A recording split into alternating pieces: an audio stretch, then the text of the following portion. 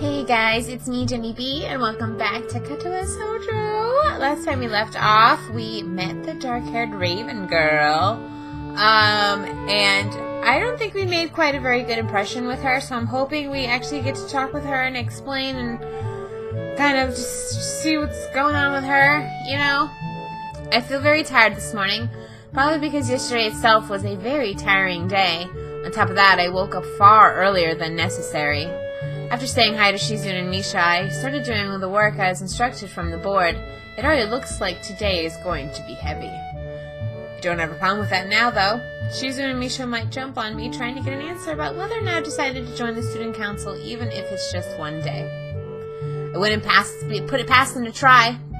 I don't have an answer for them if they do, so the situation is convenient for me. About 10 minutes into class, Hanako walks in, takes a seat, but no one looks at her. The teacher doesn't even comment on her lateness. He does, however, stop to say that we're going to break into groups again. I turn my head and see that Shizune and Misha are already looking at me. Shizune gives me a smile that's equal parts cute and menacing. This is a smile that says, "We have you now. There's no escape." Hee-chan! It looks like we're together again! Yay, yay! Oh my god. Misha leans sideways while Shizune pushes her desk closer to mine. There's really no escape now. Unless I were to jump through the window. Jumping out the window isn't the best option, sadly. What's wrong, Hee-chan? Oh, Hee-chan, have you been thinking about what you said yesterday? You said that you would think about joining the student council, didn't you? It's okay, Hee-chan. We were talking about it after you left. It would be rude to expect you to already have an answer for us this early, right? Right? I'm so happy you two are able to have a laugh at my expense, and even more pleased to know that you both know how crazy the two of you can be. Now that that's over, Shizune snaps back to serious mode and smacks today's assignment with the back of her hand in an overly dramatic and important way. When I actually look at the stuff, it's mostly just reading. In fact, there are only two problems. I almost want to say something about how her rush to get started seems a bit much, considering the small amount of work. In fact, Shizune probably knows how little there is and simply does not care.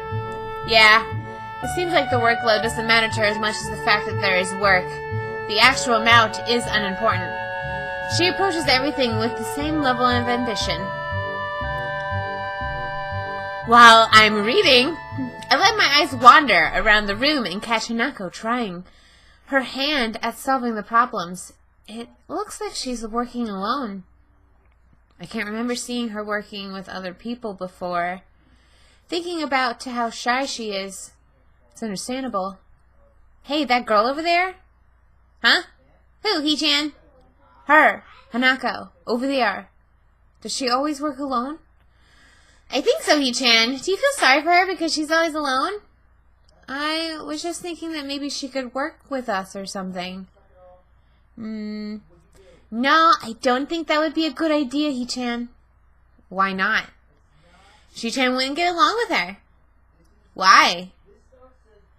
Misha shuffles around the question, letting out a laugh that seems very strange. It's nervous, but she still has that littling up and down quality present in everything she says. Just because, Hee-chan. By now, Shizune has noticed our conversation. It makes me realize how Misha has been signing everything she's been saying this whole time. Oh. What, Shi-chan? The friend of my enemy is my enemy? That sounds so harsh. I'm not going to say that. You said it anyway. I know, Hee-chan. It's fine if you over here. I wonder if this is Misha's way in keeping things fair, since without her, I wouldn't be able to understand a thing Shizune is saying and vice versa. Is it also why she signs all the time, so there's never a conversation Shizune will be left out of? Anyway, we should start on the problems now, Hee-chan. We finished with time to spare, and I decided to ask if there's any alternatives to the cafeteria, as frankly, the food has so far been subpar. This sent Shizune and Misha arguing amongst themselves about their favorite restaurants. All of them are downtown, so I don't think we'll have all the time to go all the way there. And what about the bill? Are they arguing just for the fun of it? maybe. They seem so distracted by it that they don't even notice the start of the actual lunch break. I look over my shoulder towards the back of the classroom. She seems to be setting her notes from the previous class. It's an odd sight. Everyone else in class is busy giving themselves lunch break, socializing, gossiping, rearranging desks. The ones with the actual lunch boxes mixed in and chattering like everyone else, only interrupted by short bouts of eating.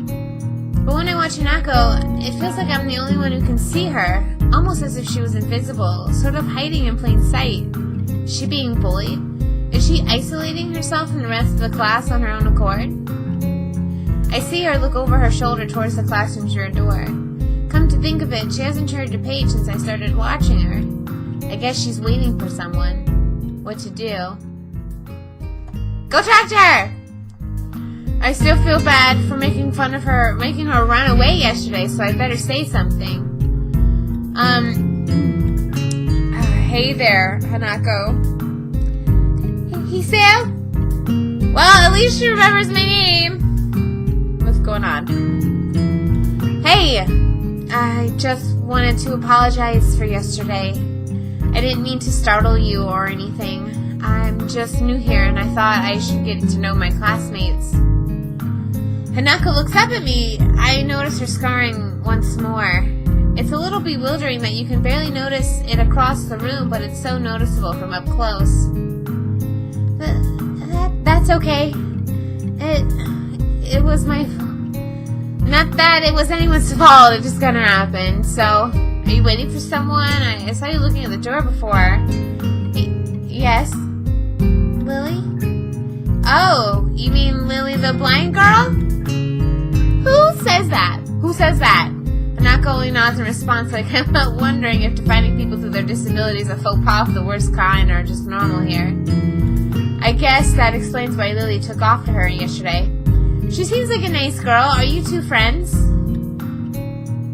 Yes. As if hoping for Lily to appear, she checks over her shoulder again. I think I'm making her nervous again. I hope I'm not disturbing you right now. No, that's not it. It's just easier if Lily doesn't come here. Oh, because it's hard to get around the classroom? Not really. Hanako's gaze drifts past my shoulder and towards Shizune. Shizune? Hanako nods again. What about her? Don't they get along? Hanako shakes her head. Clearly this is something she doesn't want to talk about. Let's think about this for a second. Lily is blind, and Shizune can't hear. So Shizune has to sign, because she can't talk. And Lily can't see her signing. She has to hear. And for Lily to be able to talk to Shizune, she needs Shizune to hear back because she can only talk. She can't sign because, like, how are you going to teach a blind person to sign in the first place? So, like, it's literally as if they don't even exist in their own worlds because there's no way to communicate with this person, like, whatsoever. So it makes sense why they don't get along, but I don't understand, like, how that even happened. Like, how do you not get along with someone that you can't even communicate with? It does make a strange sort of sense, Shizune and Lily not getting along so well. Communication between the two of them would all but be impossible. It's hard enough talking to Shizune through Misha, even when you can see whose hands are talking. Hanako's so focused on Shizune that I'm the first to notice Lily at the door. Oh, she's here now. Hanako spins around to confirm this. Upon seeing Lily, she moves quickly to the door. Lily. Hanako. Good morning. Is the president here? Yes. Hanako glances over her shoulder at Shizune again as if to confirm she can't hear them even though that's impossible. I suppose we'd best be off then. Lily's sigh and tone of what seems like frustration makes me raise an eyebrow. I guess there's some kind of enmity between the two. It's intriguing, but that's not really something I asked about. I'm sure if they wanted me to know, than they would tell me. It's only my 3rd day here. I should be trying to make some friends, not finding out why people are enemies. Still, it's a little funny to find out that this school has a little feuds, just like my old high school. Even if people are more tolerant of others, they're still going to get on each other's nerves. Hey, Lily. How are things? I'm sorry I made you run off yesterday. Oh my, is that Hisao? I didn't realize you were here. It seems that Lily's a little embarrassed about being so frank in front of me. Sorry, Lily, I thought you realized. No, it's alright, Hanako. Hisao, please don't worry about yesterday. It was just a misunderstanding. If you say so, I'm still working this place out. Well then, I think you'll find most people here are a lot more forgiving than elsewhere. If you're feeling a little confused, please don't be afraid to ask questions. Sure, I'll remember that. Lily? Lily gives a small nod of acknowledgement. I'm sorry, Hisao, but we must be off. Hanako doesn't really look all that comfortable here right now, and Lily seems to be a little embarrassed. I wonder if my apologies really made any impact. Mind if I accompany you two? I know I'm kind of pushing it, but Lily hums quietly, still smiling. I'm sure that we could accommodate you, can't we, Hanako? She looks at Lily, then at me, and then she freezes wide-eyed. Sure. Well then, shall we go? I'm sure Lily wouldn't do this so easily if she saw how scared Hanako looks, but it can't be helped now. Declining after the deal is sealed or would only cause confusion and problems. So we leave, all three together. Lily walks beside the wall, letting her cane gently taps against it, and every now and then Hanako comes right along beside her, so close that she's partially half hugging her as they go. Although it must make her walking that much harder, Lily takes it in stride. As we turn around the corner of the hallway, something hits me in the chest with the force of a steam train. Hanako shrieks a little. My vision briefly goes black. Oh my god. Ouch. She's super cute. Opening my eyes, I see a pair of saucer-like green eyes staring at me. They belong to the perpetrator, a short girl who bumped into me and has now fallen down on the hallway floor. She wears a PE uniform and a very worried frown. The former strikes me as rather a strange thing to have during a lunch break. More striking than that, though, it's that she doesn't have legs. Or she does, but they're not flesh and bone. Her pale and very much flesh and bone thighs and shins and feet made of some sort of black metallic or plastic-like material. They look disturbingly artificial and natural. It almost makes me forget that my chest is hurting. The girl winces a little, rubs her nose, and jumps. Aw, man! Hey, are you alright? I'm really sorry about that, really. I wasn't looking where I was going, you just came out of nowhere. Sorry. She's really looking apologetic in the hurt puppy way of looking apologetic. I quickly forget about being angry or anything, since hurt puppies are my weak spot. It's okay. Don't worry about it. Uh-oh. I say that, but there's a stinging pain growing inside my chest, and I know this is about the biggest possible danger for my condition. Don't overexert yourself, don't forget your medication, and most of all, don't get hit in the chest. I try to rub my solar plexus to chase the pain away, holding my breath in an attempt to hear my heartbeat.